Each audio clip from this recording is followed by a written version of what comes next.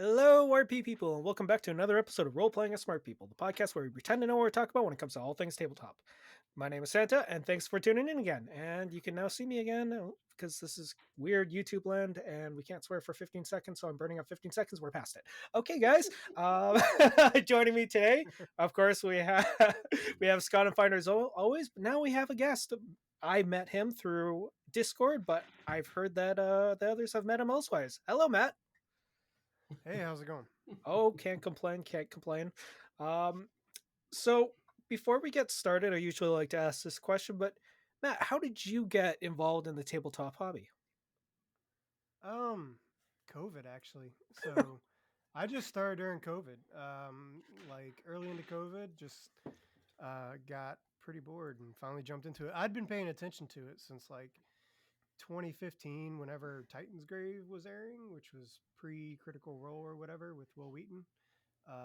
It's very good if you go back and watch it. It's got Laura Bailey and stuff, but I've been paying attention, but finally jumped into it during COVID, Oh, nice. and it's taken over my entire life. So I think we like I remember because I only found out about tabletop games like maybe about 10 years ago, which sounds like a long time, but my buddy came up to me, he was like, "Hey, you want to try it?" And I said, "No, God no." He's like, "If you just come for one session, if you don't like it, you could easily just say, 'No, I'm not coming for the next session.' That's fine." Needless to say, I'm kind of still here, I guess. So, I think I'm hooked. it just hits all my itches, like all my creative itches. It just hits Yeah. every single one of them. Reading, storytelling, making miniatures, terrain. Like I was big into board games for. I've been big into board games for a long time, but tabletop RPGs is kind of taken over. Nice. Well, it's definitely an addiction. I thought it would be cheap to start, but No, nope, nope, no, it's nope. not. There's no way you could be addicted to games. I only have 4,000 files in my TTRPG Yeah. folder. Oh, I That's it. know. No, I had to start paying for. I had to start paying for it. I'm like, I have too many PDFs. I need a Dropbox folder just to hold my games. It's getting sad. But on tonight's episode, we're going to have a little bit. I guess you could say it's a little bit more of a serious topic, as it's something we don't usually approach. But we're going to be talking about the benefits of mental health and tabletop games, because it definitely can have an effect, and it's something I didn't really know, but I know, Matt, you had actual personal experience with it. I don't know if Scott or Finder, if you guys have yourselves, but hmm Finder. Yeah, yeah. Not for me, Yeah, but for others. Yeah. yeah. So, Matt, you have actually a really good story. Would you mind telling us it? Yeah. So I the big reason I didn't get into RPGs when I was watching Titan's Grave is because I had pretty bad social anxiety. If you met me, you probably wouldn't know I'm that kind of person, but it ate me up just like finding a group or doing something like that in front of a group or God, GMing Toastmasters, stuff like that just sounded like a nightmare, literal nightmare to me. And yeah, I jumped in and pretty quickly started GMing, and yeah, that just pretty much all just kind of melted away. It was great. Like I got in GMing and was making all kinds of weird voices and making people laugh and telling stories and all kinds of stuff. And it's done a lot for me. Both both like my mental health with like anxiety, but it helps teach leadership skills as well. Being a GM and trying to wrangle everybody and trying to get everybody in on the same story and just kind of like talking in front of groups, and there's so many benefits that it can. I just think it can help a lot more people than what people really realize.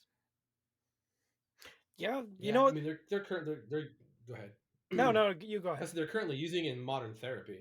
A lot of therapists are actually using like actual Dungeons and Dragons, and that escapism part of it really lets you communicate, right? Problems or issues Hmm. or concerns that you can't otherwise voice. And just some of the papers are really interesting on what they're finding with using gaming. When you can make a dragon into X, thing that's bothering you, there's a lot of power in that for someone, and then you can explore that of why that is. yeah, it's very cool actually. For me, it was all about the escapism. Like when I was going through my divorce, that was so. As a Gen Xer, I grew up in an era where there was no such thing as ADHD. You were just Right. you need to have your head slapped a little bit. It's like, hey, pay attention, right? So the whole mental health thing was kind of there was no such thing as mental health when I was growing up. It's like, eh, you've got a problem, get over it, move on. And so when I was going through my divorce, that was the first time I personally ever had any real experience with anxiety. It's like, oh, this is what they're talking about. I mean, panic attacks at work where I'm like, okay, I've got to bug out. I'm not going to be able to do this work thing today. And so at that point, that's when I started gaming more frequently. I used to just game like every other week. And then I was like, you know what, screw it. I'm going to do a weekly game. And then there was like 2 weekly games plus my every other Friday game.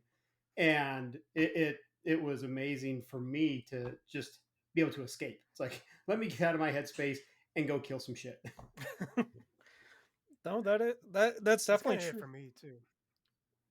Yeah, no, I think that's it for like a lot of people. Like it's not really described as much, but like talked about much on the table. But I think a lot of groups kind of get that, where it's that break from reality. It's not something that's more like because video games, yeah, we could say that they can be very uh mental when it comes to specific type, but most of the time they just kind of they shut off your brain. And Yeah. same with television. Well, Yeah. RPGs, it's almost like a form of like group therapy in a way, because you're not being yourself, but you're there to talk about, you know, a whole nother world. You're interacting with humans, but you're not having those I would guess this, correct me if I'm wrong, but like the societal pressures that normal, even when you go to like parties with people or anything, that those things come with it. So it's almost like just that break while still having the social interactions. um so Scott, you And were you get to saying, talk in weird voices.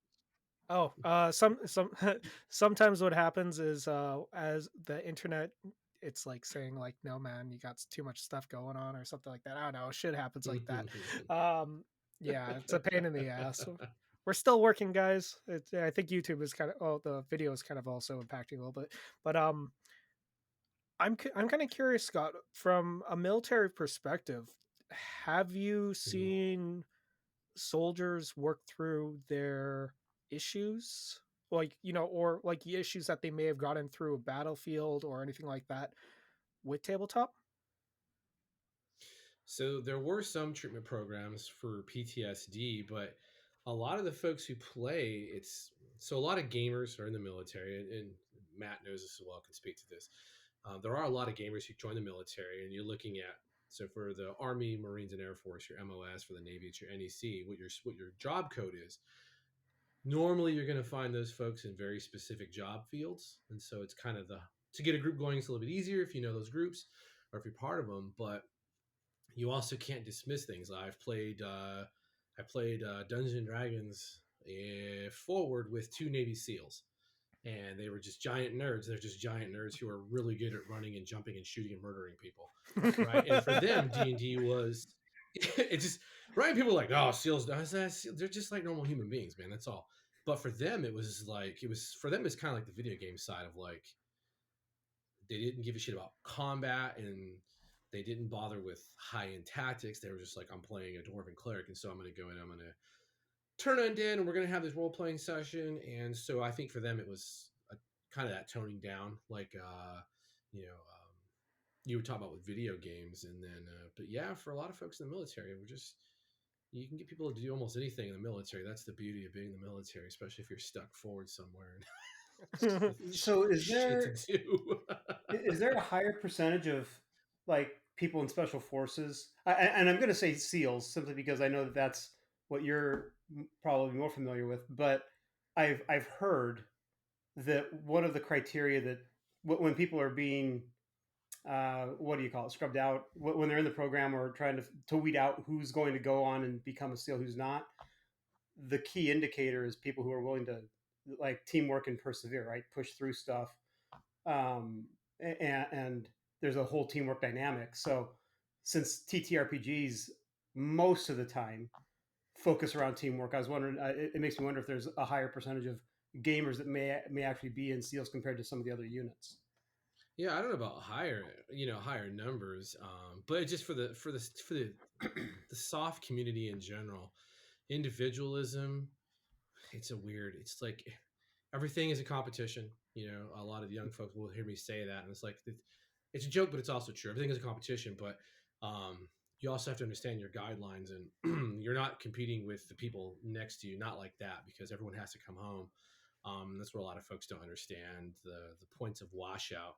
It's like, well, I was tired and I had to just put my arms down. Okay, well, you got half your platoon blown up because you were weak, and that's why you're going home, and you're never going to do this job until you can learn how to get past stuff like that. And so I don't think there's not a predominance of folks who play, but there might be an untapped pool in that community. But again, it depends, because it's like not everyone in the soft community is a shooter.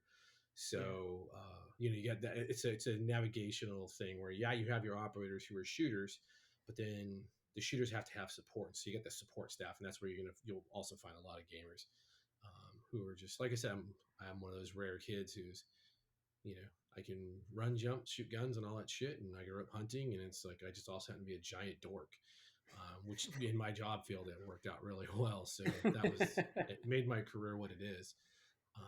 But yeah, I don't know. That's a really hard one to answer. Yeah. Just military in general, you get people from all over the world that join. So yeah, I don't know. I think one of the things a lot of people who aren't in the military don't like get is, so I was in the Army National Guard, but I was deployed and stuff like that. But the combat MOSs or combat jobs, like when I asked my dad why he never went infantry or anything like that, he's like, I don't like playing pretend all the time. And that's what they do. Yeah. That's what a combat MOS does. Yeah. A combat job is. And like SEALs, Yeah. the Navy doesn't have a ton of combat ones, but the Army's mostly combat with a little bit of Yeah. support. And that's what they do. They play pretend. That's their job, is to play pretend all day FTX, long. FTX, FTX. Yep, they play pretend. When I was in, there was still a stigma around TTRPGs, which I think Yeah. is like lifting up. Because I'm a millennial. I joined in 2004, got out in 2011, so there's still some stigma around it Mhm. a little bit. I'm sure that's lifted up. I hope it has, like it has other places. I mean, it's always going to be there, because especially from the older crowd, it's like, oh, you play Dungeons and Yeah. Dragons, oh, cast fireball. Like, all right, you've seen the YouTube video, that's awesome. And like for me, it's like, oh, you use a lot of big words. Yeah, because when I was a kid, my grammar teacher was Gary Gygax, because I had to learn all these ridiculous words like what a portcullis is.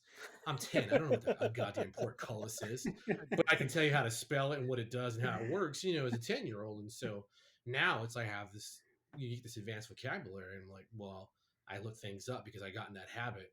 So, but it's just like, oh, you're a nerd because you're always like, you're not wrong, but gaming does kind of on that how gaming helps you. Gaming helps you grow in that direction too. It can make you, not smarter, but can give you a better wherewithal when you're discussing topics. You're Really, exposed to a lot more. yeah, and you start to Mhm. understand a little bit how And you got things to work. pretend like you're in other places, right? Yeah. Like Yeah, yeah. one of the actual plays I watched, Glass Cannon Network, Yep, yep. they're doing a Delta Green, and one of the things they said in the latest season, I think, at the beginning, was that they really liked it because they don't have to pretend like they're in the Middle Ages or in a post-apocalyptic world. They can just be like, I'm gonna pick up my cell phone and call somebody, because they're playing in now. Yeah. It's You like, know, the funny thing about that is the whole ETU thing made me realize how big of a generation gap there is between me and college age kids nowadays. Because 100%.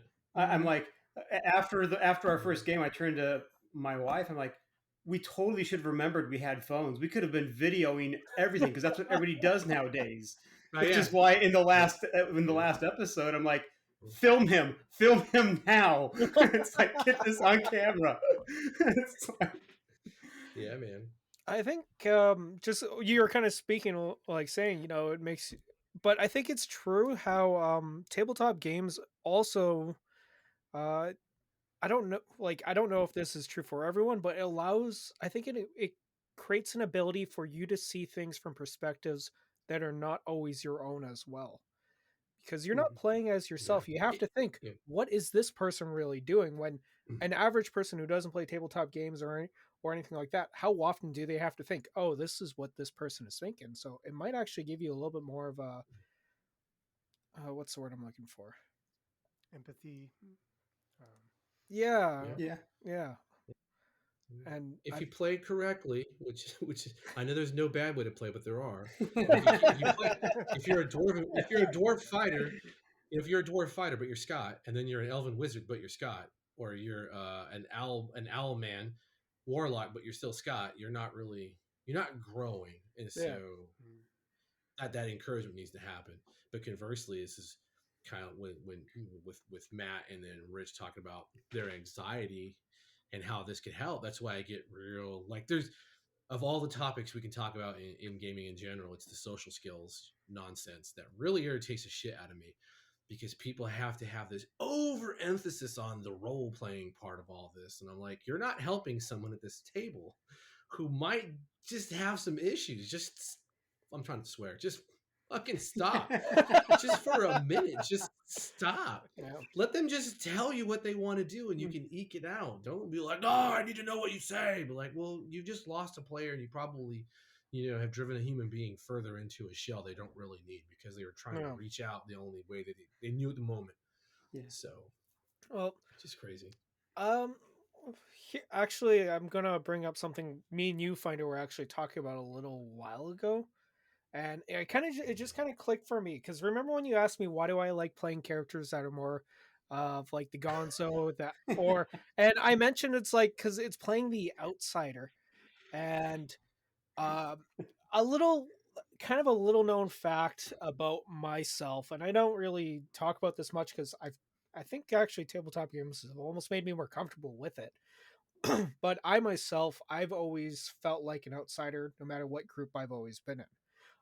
I've never really felt like I've belonged here or there because I've always just been a very me. Like I'm me. I don't try and hide who I am, and I've definitely pissed off people in the past. I've definitely, and that's just because that this is who I am. And I think one of the reasons actually why I played the outsider type characters or the weird ones or anything like that, it's because in a way that's what I'm most comfortable with, and I've never actually made that correlation till right freaking now. So that's kind of interesting. I, Yeah. I I hope that's not true for me because I like to play the sociopaths and No, I they're just like more fun because you can do whatever you want.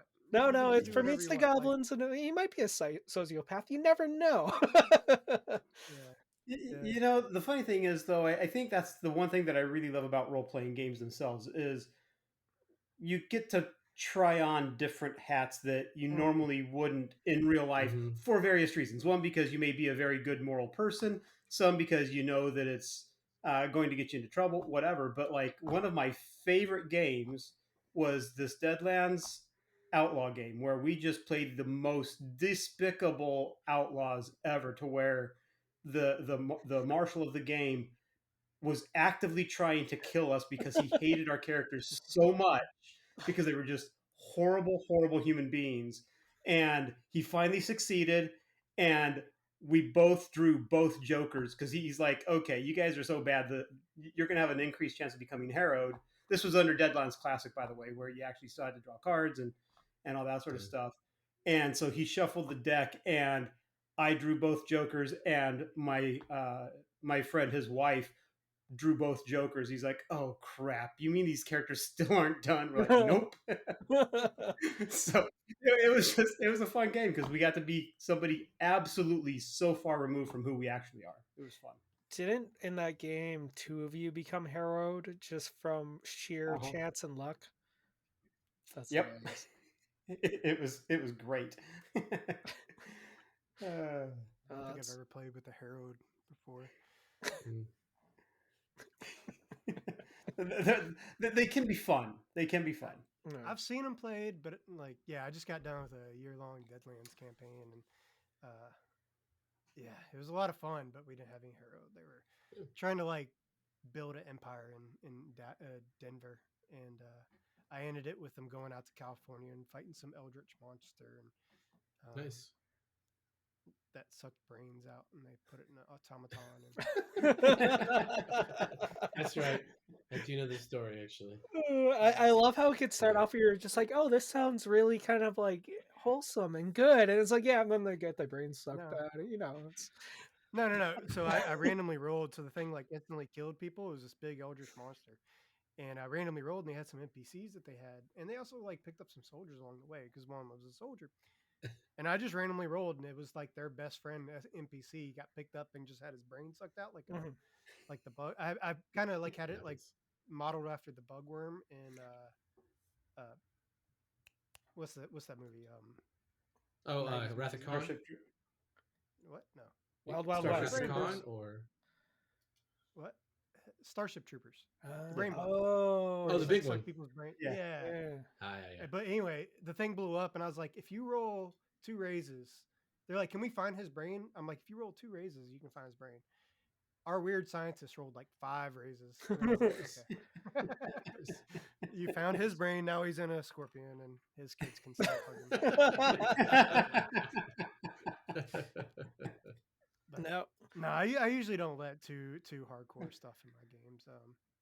The escapism too. Yeah, that's. Yeah. I didn't think about that, to be honest. Like that is a big part of it, and we were talking about it before the podcast was video games. I haven't played video games because they're just not.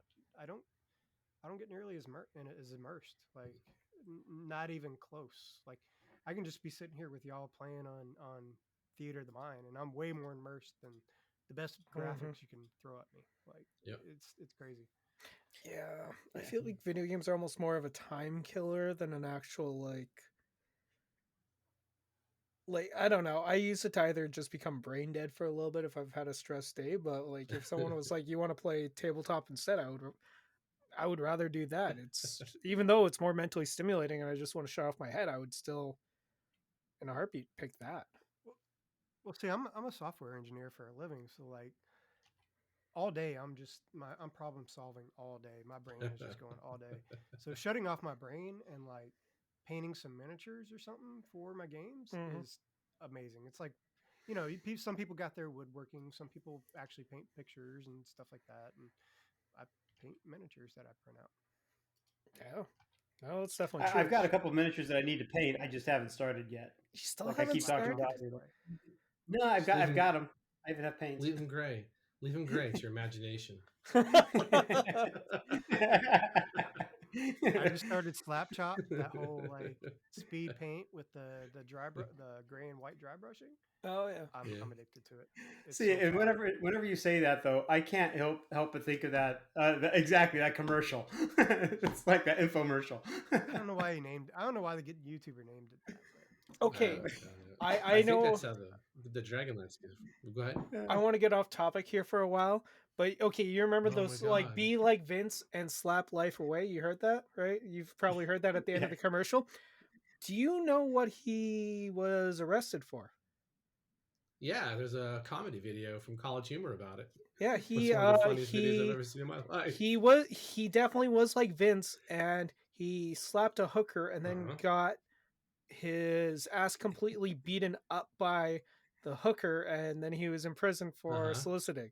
And I'm just like, I'm just thinking, I was like, and I remember hearing that. I was like, that's funny. And then I remember that commercial came on because they still played it because, whatever. And I just heard the last entrance, like, be like Vince and slap life away. And I'm thinking, oh my God, that's, I don't know if we should be like Vince, guys. She damn near bit his tongue off. Is what really? happened. Yes. Wow. Yes. Yeah. So, don't fuck with ladies some days. I just had to look up who that was. That guy when was this? When did that happen? Oh, this was a long time ago. Early 90s? Yeah. No, the Vince thing was 2000s? I think it was mid 2000s or early 2010s. I'm old. I mean, he's the one that took over. He's the one that took over when Billy Mays died. Yeah, you can never replace Billy Mays though. Come on. who I think Kabam! he passed away from uh I what don't is it? know. I think him is cocaine. I had no clue. Yeah, I'm pretty sure it was No cocaine clue. with him. Off Yeah, topic yeah. here. There is a video. Yeah, I want to say College Humor did do a video of Vince going to jail, and it is. Yeah. I'll put it. I'll put it in the podcast. So it's funny as fuck. It'll be in the It's Discord, one of my guys. favorite. I will watch that video over and over again because he's just trying to sell things in prison. It's amazing. Oh, just because we're on nerd humor, I know we're going really off topic. But what was that one College You Humor going where on? it was there? What's that? Where No, yeah. Go ahead. it was Batman, but I think it was Badman, or where it was like a really really stupid version of Batman. I don't know if you guys remember that. Why are you talking like that? Talking like Where what? he's trying out different voices. Oh, am I getting all? Well, like there's the yeah. Oh, No. The Batman thing from College Humor. The one that I'm familiar with that is he's like on a rooftop with Commissioner Gordon, and he's talking different ways oh yeah. throughout. And Commissioner Gordon's like, "Why are you talking like that? Why are you talking like that? I'm trying to talk like a bat." It's like, I think it was the same one, and the one I remember it was like Batman never kills, and then he throws his his little batarang thing, and it ends up like killing someone, and they're like, "But you just killed someone." No, he's sleeping. He's just sleeping, oh and yeah. he keeps on breaking necks. He just assumes that they're always sleeping. But a little bit on top, back on topic here. Um, so it was actually something Matt you kind of said that I kind of want to point on, and if you guys have any opinions on this, but do you think tabletop games will also help people who may be bad at decision making, or people who need those skills to learn how to better solve problems either in their lives or issues as well? Do you think that could come into it? I think so. Yeah. Depends on the game, obviously. There's some games that there's no problem solving at all. But Indeed. I mean, there's Sorry. really not. Like No, I've got you're to not throw wrong. that in my games. I Yeah. actually do that in my Savage Worlds games because it's too swingy. If I make a big monster, like my players know that they got to figure out how to kill that monster, because I don't want them just to one. Because I got one dude who two-shotted a 6 wound creature his first game. Oof. Oof. So yeah, it's an all-time pain. Pathfinder fixed that problem. With Wounds Cap. Not wound cap, but it's the other one where the big bad can't take more than one wound no matter what. Oh wow! If you have the right creature, yep, it has a cap of one wound. So no matter if you roll a 3,000, one wound, tough shit. Do better. So, yeah. It kind of sucks, but I just make little puzzles like they got to figure out. Like yeah, it came from if you've read the Deadlands, like the back of the book, it started with the Aztec mummy. He's got that jade stone under his tongue. Yeah. And it started with that, and I just ran from there, and I actually had it on that big Eldritch Mantra I was talking about. I didn't factor into the count that they bought 120 sticks of dynamite and ended up just like, I did have a weakness on that thing, but they ended up just throwing all that dynamite overboard and in an airship. And, Found its weakness. Damn. Cut off the head. It's just so much damage. It does bring up something that I was noticing, and that is like the old D&D, the AD&D 1E with Gary Gygax. The idea was to challenge the players, not the characters. Mm-hmm. And so that's why you had puzzles that were player facing that may be completely unrelated to anything that their character would actually even know about, because it may have to do with like knowledge that you have of the real world. Mm-hmm. And so you had those puzzles that were there to challenge the players. And nowadays it seems more that we are trying to challenge the character rather than the players. Like, we didn't originally. Yeah, I mean, the thief wasn't a real character class in the very first edition. Everybody was a thief because you better poke the goddamn floors and walls if you don't want to die. Yeah. And but yeah, that started changing. So it's you're so not wrong. hard to develop a good puzzle or something the players got to figure out too, though, because if you do it wrong, they're going to be stuck. You can't let them be stuck, so you got to have something that they should be able to figure out, but then you can just kind of keep ramping up the clues until finally Yeah. you're just like, this is the spot. Go shoot them there. Yeah. After 30 minutes. You know, that was one thing that I really so one of the best DMs that I ever knew was my brother, my older brother, who got me into gaming. Um, and one of the things that he did in one of his games was he had the characters were looking for a map, and he made the map and he cut it up into like 4 different sections, so they had to go to different places to find the map. But then he also took like some parchment paper or whatever and put it over the map, and so it looked like a blank piece of paper until you held it up to a certain light, and then you could see what he'd drawn come through that layer that he'd put on top. And then once you had all the pieces together, they all had to sit there and hold the map together so you could see what it looked like and how you had to travel and or where you had to go and all that sort of stuff. And I was like, that's really cool, but I never do that sort of stuff. It I'm gonna also start doing that now. It sounds like some escape room stuff. Like, Yeah. I'm gonna does. start doing Well, that. yeah. It also reminds me when we're playing Well, this is Eberron there, Scott. You gave us all yeah. those newspaper clippings and all that stuff, and you're like, solve it. Mhm. And we just sat there. We're like, we're not smart enough to do this, but we tried. I think we did. We Yeah, you guys made your conspiracy board. So that yeah. this is a completely way off topic, but this is also one of my problems with where Rich is going is no one is a wizard in real life with an 18 intelligence, which is about 180 IQ. In game terms, D&D already put it out originally in first edition. That's about a 180 IQ with someone who controls the forces of magic. So, like Matt was saying, is your wizard knows far more about the universe and the world they inhabit than you ever can. And so that's why you see a lot of the challenge of characters versus challenge of players, because you're not a thief. Like, if a gamer could tell me how a fucking lock actually was picked in real life without looking it up on YouTube, I'd be shocked. Or if you could tell me, like with some systems like Dungeon World and a few others, is like I stab you with a paring knife as a fighter with about a blade that big. I do D10 damage. I hit you with a mace and it's a D10 damage. Well, that's not fair. Clearly, one blade is bigger. That's not how death works, and that's not how professional killers work. You're trained to murder people, and you can't wrap your head around it. And so, I think all that really blends into why you have to challenge the players, and it's super unpopular opinion with gamers, but it just or with a lot of people are like, well, I want to be challenged as a player, but you don't because you can't, not sufficiently. You can't. Mm-hmm. Like Matt said, you got these puzzles, and like your character has to be the one that solves this at some point because you're not going to do it. Mm-hmm. That was No, the I one do thing that try to was. make. Oh, go ahead, Matt. I was gonna say I do try to make it to where the players do solve it. Yeah. Like, you see like a little hint of like with the Aztec mummy. I'm like, Yeah. you knock him back and you see like a little green under his tongue, and I just kept kind of ramping up those things. And Yeah.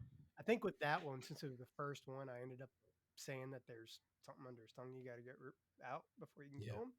But after that, they started figuring out and started enjoying the puzzles quite a bit.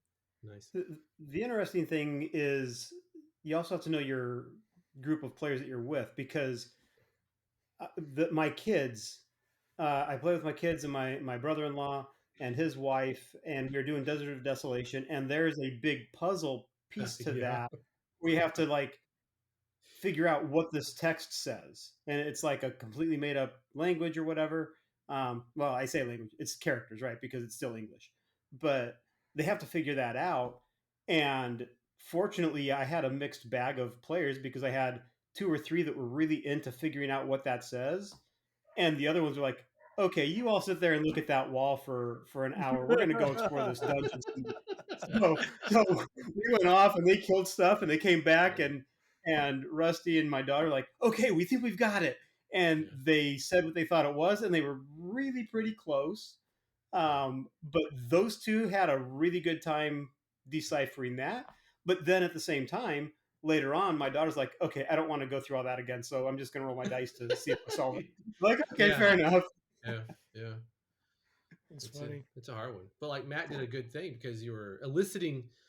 If you elicit the questions, that's the best I think you can hope for, right? Of like I'm putting the clues, and I hate saying the word teach, but a lot of gamers need to be taught to think in that kind of abstract. Like, here's a room I'm describing.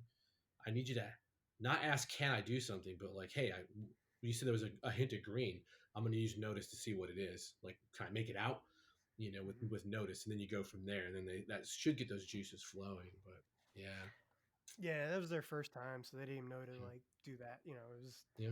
they just kept hitting this mummy and it never got hurt. 99% of all role playing games, they just I hit you, I do damage, I hit you, I miss, I hit you, I do damage, you hit me, you miss. It's welcome to tabletop. Luckily, that That mummy reminds me didn't so cause much of my bleeding. Rippers game when everyone was like, I had illusions right for this ghost, and they kept on swinging at it with cold iron, which is bad for ghosts, right? And it wasn't doing too much, and they're like, why isn't this working? Why isn't this working? These things are like illusions or something, not even real ghosts. So it's like they finally caught on, and then 30 seconds later, it's like, man, I don't know, maybe it's not cold iron, maybe we need silver. And I'm just like, you're like right there, you're so close. That's good though. That's I good. mean, sometimes as a game master, you just kind of be like, gotta be out of character and just Yeah. that's it. You know, when they hit on it, don't let them keep digging themselves in the hole Yeah. and just be like, yeah, this is it. Yeah, you got Yeah. it. Yeah. So keep doing that. Yeah. Or reward them in game terms is kind of way Yeah. I've started leaning. But yeah, you gotta. Yeah, sure. You're. It's not necessarily teaching the players, but you kind of got to get that groove going with your Yeah. players. You can't just jump into a one shot Mhm. at a con or something like Oh, that. man. I do that though, but I make it much easier to figure out. Like Yeah, if they can't figure it out, I'll just tell them. yeah, Yeah. because you met Scott at a con, right? Or did you know Scott before? Mhm. What was it, Jeff Con, Mm-mm. right? Yeah, it was a Jeff Con. Yeah, Jeff Con, yeah. Yeah, this last year. Yeah, Okay. I sat next to him, and like I was late to first game, even being That's Scotty, right. and nobody would let me ride the Spider Pig, so or Spider Goat. Yeah, the Spider Goat, that's right. And then I played in his DCC Neon Blood game, which was a lot of fun. And right before that, I actually bought Weird Frontiers Collector's Edition. Yeah. I forgot to get it signed, but apparently that dude just lives a few miles south of me. So Oh, that's cool. Nice. yeah. Just show up at his house. No big deal. Game designers love that. They love when that happens. Just I saying. got a cool table, man. I try to talk people to come to my house. So. Yeah, There you you've shown us pictures of your table, and it was so damn cool. I'm so jealous of your table. Yeah. Oh god. It's one of those bucket list item things that I had built custom. Nice. But yeah, So I jealous. got to replace the LEDs in it, but Oof. it's full custom cherry wood drop. It's dropped deeper than most gaming tables, so. Mhm. Like I said, I was a board gamer for a long time, but Yeah. I don't play those as much anymore because fun board games are hard to teach, and then you got to play a bunch of games before everybody knows how to play. Whereas I can teach somebody a TTRPG in like 15 minutes. But the whole idea was to make it deep so I could like save games, long Yeah. games, and yeah, it's I'm happy with it. It's Look, fun. Arkham Asylum only takes about an hour and a half to set up. I just bought the Arkham horror card game, so And what's funny is that people. was one of the biggest disappointments I've had. If you've never played Arkham Asylum, I'm not exaggerating on the setup time. Jesus Christ. How is that Arkham But it's Horror? amazing. I've heard good things I about love it. I Arkham haven't played Horror. the card game. I haven't played yet. I was actually pretty disappointed with the board game. Oh, It really? was supposed to be good. It just I don't know. It It's fell flat. it's yes, that is the weird thing about it is like, and it's got a pseudo game master vibe to it, and so Mhm. it's like that can really ruin it because it's like, no, I need you to be spot on with your Cthulhu lore and make this creepy as shit because we're all sitting here with bright lights on the stupid board, but we have to see, we have to read cards and so yeah, But I've yeah. heard the card game kind of simplifies a lot of that. Oh, nice. Just the silliness that kind of goes along with the board game. Yeah. But yeah, some like one of my favorite games is Marvel Legendary, and that is it's not hard to set up. It takes about an hour to put away though, Oh, because wow. you've got it's a deck building cooperative card game, and you've just got hundreds of cards that you've got to like unsort and put them back where Jesus. they were because you mix up your heroes and your villains and stuff like that when you play, and it's rough. So yeah, Yeah. I can just put the table back on and walk away and do it tomorrow. Yeah, I should never complain about See, I Risk want to ever get a again. game table. Yeah, well, Risk Legacy. Is it Legacy? The one that is where you actually destroy the board. I mean, as things Yeah. happen, the board Yeah. changes. Yeah, It's yeah, like, that was a baller. That was a very cool idea. Well, it was interesting.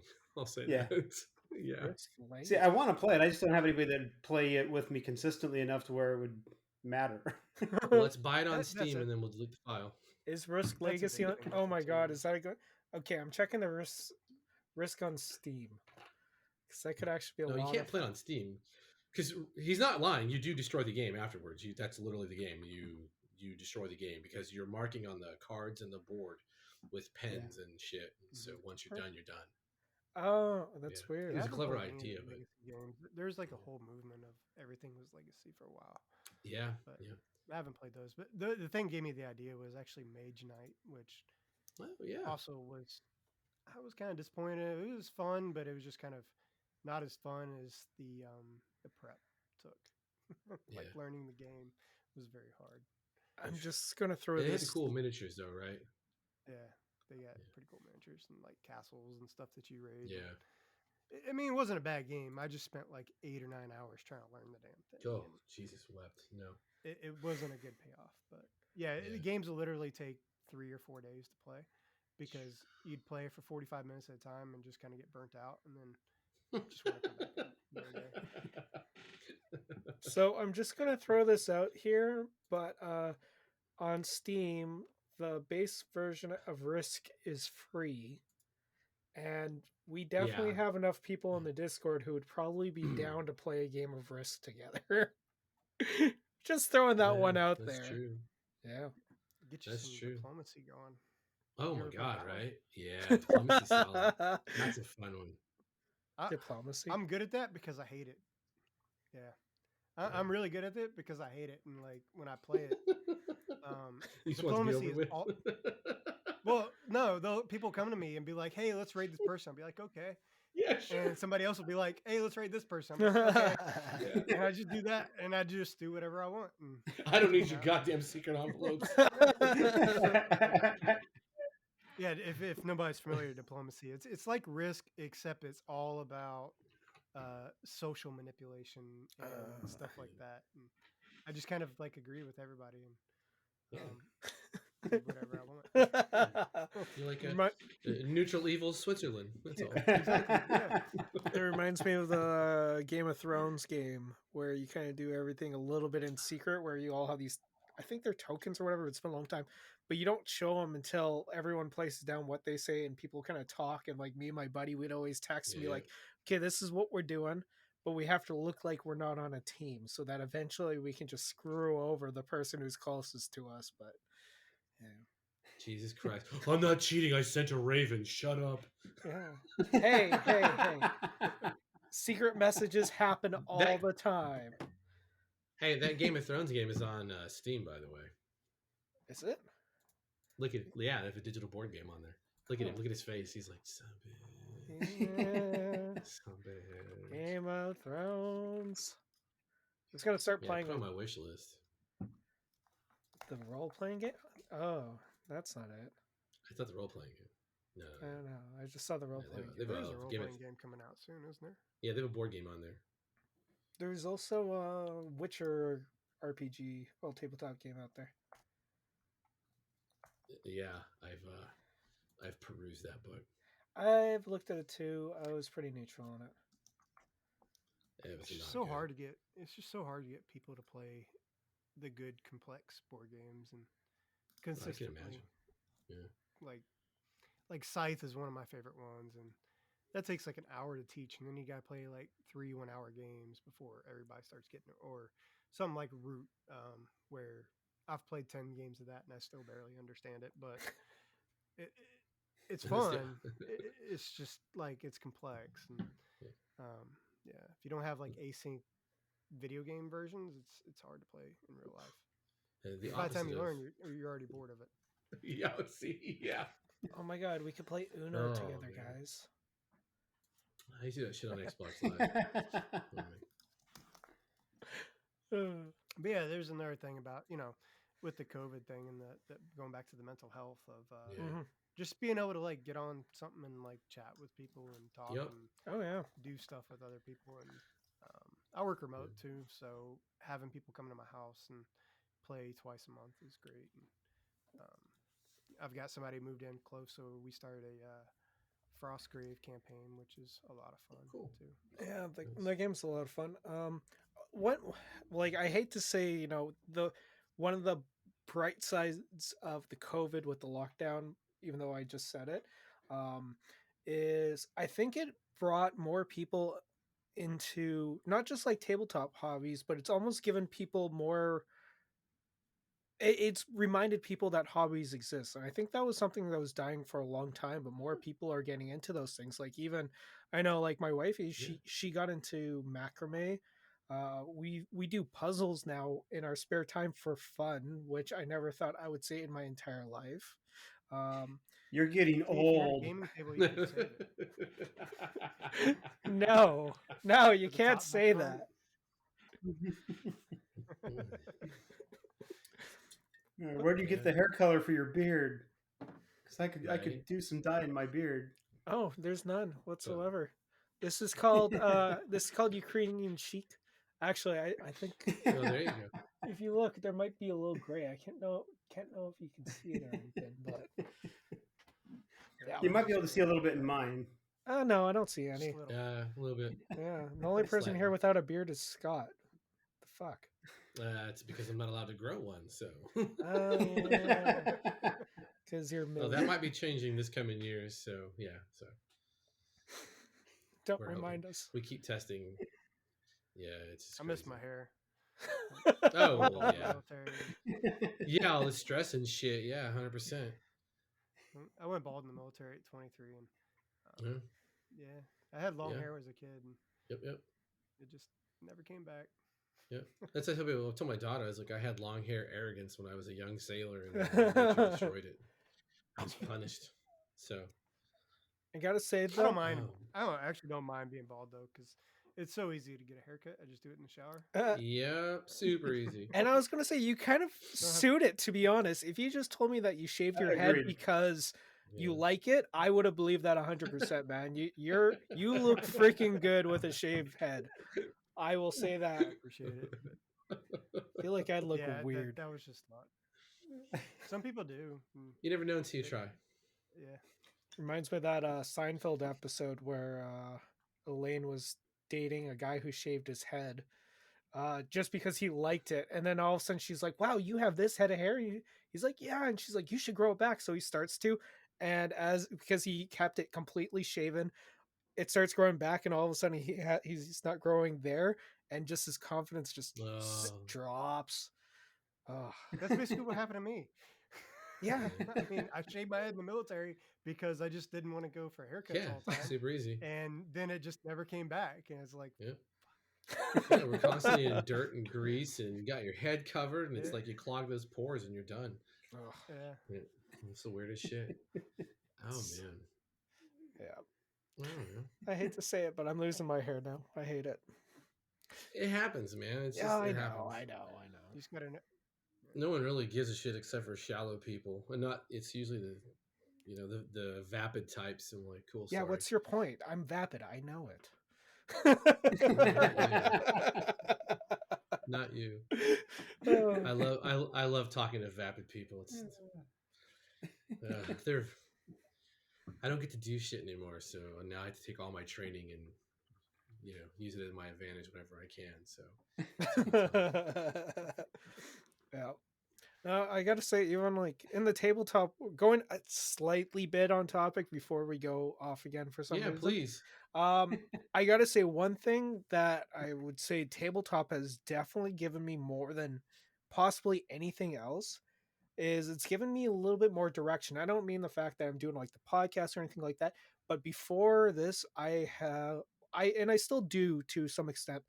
I have an issue staying focused on one specific thing. Like I'm in school right now, and I think if you asked me even 2 years ago about staying in school for this period of time without all of a sudden getting distracted and moving on to something else, I don't think I would have done it. And in fact, like I think part of it's actually just the people I've met through tabletop. Like you, Scott, you've created how many games since we started talking? Finder, you're just I don't know. awesome, and damn, you still got hair at your age. Like you're beating all of us. And no, and even you're in the process of Matt. Like hell, you've from what you've told us, you've changed so much just through from what it sounds like. And if I'm wrong on this, you've become more confident. Before tabletop RPGs, would you have come on a podcast and talked with a bunch of guys who are just literally there to make fun of stuff for 90% of the time? Nope. I also learned that like you take those, what is it, Myers Briggs tests. Yeah. And Mm-hmm. I was always like INTJ or whatever Yeah. it is. Yeah. I consistently hit like extrovert now. Like Oh, I'm nice. not. I'm kind of like in between. I've got to have both. Yeah. Realistically, Yeah. I've got to have my time to myself, and I've got to like go with other people and hang out. But yeah, I'm much more extroverted, and I like being the center of attention now. It's totally different. Welcome to GMing. Oh man, I try to do like the big theatric thing and like do Yeah. the voices, and I want to even like hook up I've obviously got the lighting when we were talking about my table, but I want to even like hook up a projector and like have that all integrated into like the lighting and the lights behind me and stuff like that. God damn, that would be Nice. Always so have badass. music. I always have like ambience playing too. So Yeah, that's how when I was playing here at the house, I have surround sound in the room. Like Mhm. now, this isn't even, it was a game room, but yeah, it was all surround sound. We'd throw soundtracks on. I would slowly go through like tempos and rhythms and dim lights. I had the I forgot who makes them, but it's the colored lights, and you can control it with your phone, and so you can dim the the lighting or Philips change Hue. colors. Yeah, Philips Hues. So I have those Yeah. hooked up, and yeah, it was really good. And then we just don't play anymore at the house, so now I just play online because it's faster. Yeah. Well, That's I the don't thing. play. I don't play in person anymore because I don't have a Yeah. group. It's like all my friends are elsewhere. Yeah, Memphis has not really a lot of gamers, so we're not a big city, not really, less than about 600,000 people. But it's just not a big gaming scene here. It's mostly what do you that shit that Santa likes, the Yeah, war I moved. games. I'm in Charlotte, North Carolina, and Yeah, I moved from Little Rock, which is oh, like yeah, 150 miles west of there. yeah, And yeah, that's yeah. I wanted to get into Warhammer a long time ago, Don't. but I couldn't find anybody to play. And Don't. honestly, I really don't like playing online that much. It works if I really have an itch to scratch, but there's just something about playing in person that's just so Oh much yeah, different. Mhm. You yeah, It's know, wonderful. for me, playing in person is kind of like going to a sporting event where there is an energy, but yeah. I'm not a huge fan of sports, and so it's like for me to go to a game is rare. I'm actually going to be going to an NBA game in February because my son's like, "Hey, Dad, do you guys want to go see the Kings and the Pacers?" I'm like, "Sure." He's like, "I'm buying the Uh-huh. tickets." I'm like, "Okay, I'll go. I'll have a good time with you." But I prefer playing online because it's so much easier for me to play with dolls. Yeah. You're not wrong though, right? It actually makes them matter. We had this Yeah. conversation. We had a long drawn conversation on the Discord for anyone listening who hasn't taken part of it. Is the important pieces of the game that you disregard become much more important and tangible on a VTT. Yeah. Mhm. But yeah, I mean, I like playing in person because I can work a table and I can work human beings. It's, my specialty is so yeah, I really enjoy that aspect of it. But I don't know, I, I would say I VTT I've prefer. gotten used to. Yeah. I like playing as a player on VTTs a lot more, but I really enjoy GMing in person. I find it a lot more fun. I haven't GM'd, I guess, I can say online the yet, same. but yeah. Maybe one I day don't. you'll. Yeah, I can say the same thing. Like I don't. I'd prefer to play in person, but I really don't like jamming online. It's just the prep. I way over prep on VTT stuff like See, that. and that's how I am with VTT. I over prep. There's a game that I hope we get to. So I'm kicking off. Yeah. I'm going to be taking my turn in the GM seat next Friday, and I've got one scenario that I hope we get to because VTT allowed me to do it a lot easier than I could at a table. Yeah. And I'm like, oh, it's gonna be awesome. Oh, I'm looking forward to it. And for Santa, I'm playing a fucking goblin witch. So there you go. Ooh, that's so different from your normal. Actually, I've never played with you 100% different. besides GMing. You're a GM. That'll be a lot of fun. That'll be a lot of fun. Yeah. Well, normally I play bards, paladins, and clerics. So maybe a ranger, but I get too into the weeds of how rangers actually. I turn a D&D ranger into a special forces operator, and it's just it gets real odd at the table. Just like, just listen to me. All right, we're gonna stack up. We're gonna go in. I got my crossbow. Rangers use bows. Fuck, they do. Hide eagle scope mount. Nice. I have a 4 grip +1 of accuracy. Well, I'm gonna have to learn No how one to hooked me use up. a VTT though, because apparently I That's have easy. to. I learned it. Yeah, that's true. I'm just kind of lazy. Yeah, you owe us your. Yeah, you owe you us. need to be a Twinkie the Twinkie. Kid. Yeah, you need to be a Twinkie, which that Yeah. okay. That could sound Out of bad. context, We're it's real talking bad. about the actual. We're actually talking about the Hostess Twinkie, the candy or the pastry. What the hell is it even Pastry. considered? Pastry? Is it It's a considered? pastry. It's a pastry. Yeah, We're technically, talking right? about actually being a Yeah. pastry and not something that's slang or slur for anything. Well, I'm gonna be a cream filling from Low Life Cream filling. in Deadlands. Yep. I'm very excited. You have no Yes. idea. I know. Oh I my know. God. It'll be a lot of fun. Draw. Oh, I can't wait. Oh, that'll be a lot of fun. You better watch your mouth, buddy. Yeah. And if Matt, you would like to join for that one, you're more than welcome. I might actually. Yeah. I don't know if you've ever. A voice like that is Oh my god. no, but a voice like that. When I was starting GMing, I was running Honey Heist, and I started off with a really crazy voice, and I did it. My worst game. I ran the same game with 4 different groups, and my worst game was the people who knew me in real life, because I started talking like this, like right off the bat, and they had never seen me or heard me talk anything like that before, and it just threw off the whole game. All right, Finder, what's your You know, voice? and I can't.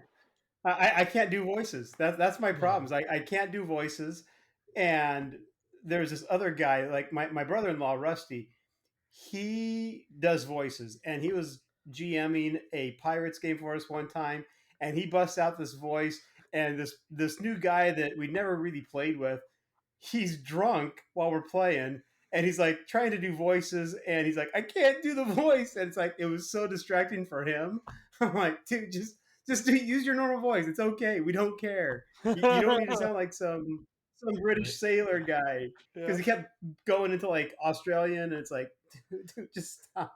Yeah. See, that's why Deadlands and Weird West are great for me, because I've already got a little bit of a Southern accent, and I can do all the Southern accents, so I'm good there. So Yeah. I can't do. I can do like some African accents, and I can do some Western European accents, but like London or Ireland or anything like that, I cannot do that. Yep. I don't blame you for Push so that. hard. I can do a little bit of a French accent, but that's just because I can speak the language. There And you go, I can actually do a very similar voice to you, Matt, on that one. But I don't know. It's one of the one. Well, we We're all waiting. Okay. It's been a long time. We'll just. Hello, how's it going, there, guys? My name is Santa. How does that work? Is that good? Is that good, guys? I think it's good. Low Eh? Life is Sounds gonna like be a squirrel. so That's amazing. what my It character was. It was a squirrel. That'll be the voice for every single one of the Kremphilians for that game. I'm just saying. Hey, Rich, you got like Rich has what? Is it a baritone? Ask your wife. She's a professional. But all you gotta do is you lower your voice more and talk slower, like the rapping Duke from when we were kids growing up, right? And yeah, exactly. And then you have your character. Perfect. I like it. There's a I'll have to look that song up again, man. I've not heard that in years, like decades. Yeah. As far as voices go, there's a YouTube video. It's like do 100 RPG voices or something like that. But he actually Mm. teaches you how to do like Yeah. he at the end he says like 32,000 or something like that because all it is changing your pace, changing Yep. your tone, changing just different things. And Mhm. one of the things that I watched a lot of Guy Schlanders too, and one of his, I think he said, he's like, he did a woman's voice, and he's like, it's a terrible woman's voice, but it's my woman's voice, and my character or my Right. players Yeah. know that Yep. it's a Yeah. woman's voice. It doesn't Yeah. really matter what you're Yeah. doing. It's Yeah. I can't do a woman's voice at all, but my players know that when I'm trying to.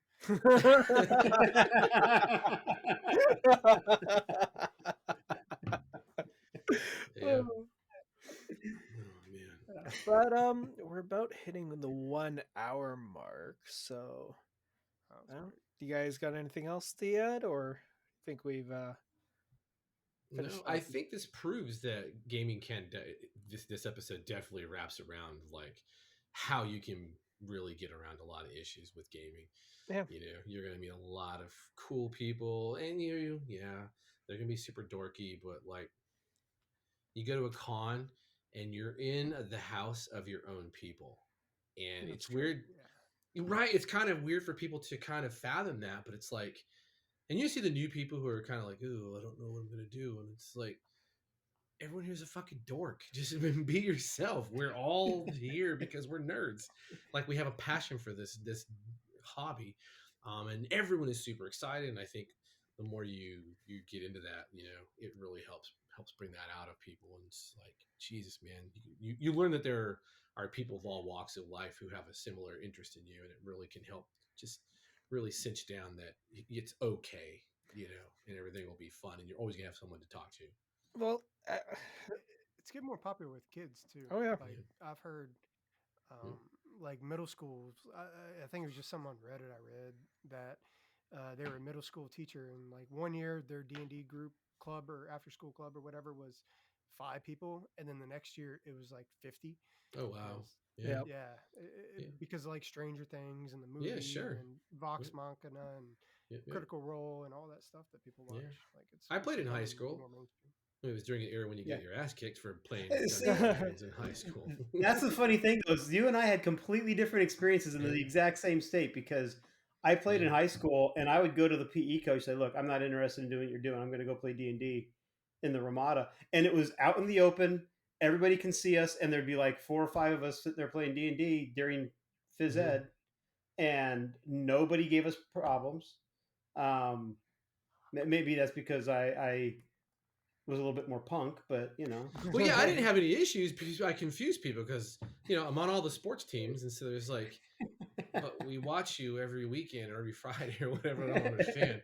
You're a fucking nerd. Like I don't understand what's happening. They're like, yeah, One you can thing do more than one thing. Yeah. Well, one thing I always thought It's was different in high really school though. yeah, one thing I always thought was really kind of cool is whenever you get a new person, either in real life or on like even online, and it's their first experience with a game, because there's always the exact same thing. You can tell at first they're kind of a little bit more reserved. You can tell they're not trying to act like kind of nerdy or something like that. But once they get into the atmosphere and they see everyone else is there to have a good time and doesn't really care about how they're coming off it, if they come off dorky or like a loser, nobody cares because they're all there to and to kind of be losers together, and it's so much fun. And I'm only saying losers because you got to admit, if you Yeah, saw yeah, any of these people out in the wild without rolling dice or anything, you'd be like, what are those weirdos doing? And it's true, but there's yeah. almost like a social contract that you're agreeing to where it's like there is zero judgment at our table. We are all here for the same purpose, Right. and it's to have a good time. Yep. Unless you're playing with a group of friends and you do a weird voice and they've never heard Right. it. Yeah. And then they all leave. I mean, I mean, so Mm. that's like a GM tactic that I read about. This is my first game, so I read a lot, and it does work. Is you start off with just this crazy voice or something like that to really loosen up the table and kind of get everybody on the page of like, Yeah. hey, it's okay to be weird and Yeah. act weird and do weird shit. But when you've known people for like 10 years and they've Super. never Yeah. heard you do Yeah. Exactly. Right. Like what the hell? When I'll is say Robin? this. So a point of advice. There's a point of advice for people who have to work with people who don't really get gaming or whatnot. You can do what I do at work, and like I know sports, I just don't give a shit about sports.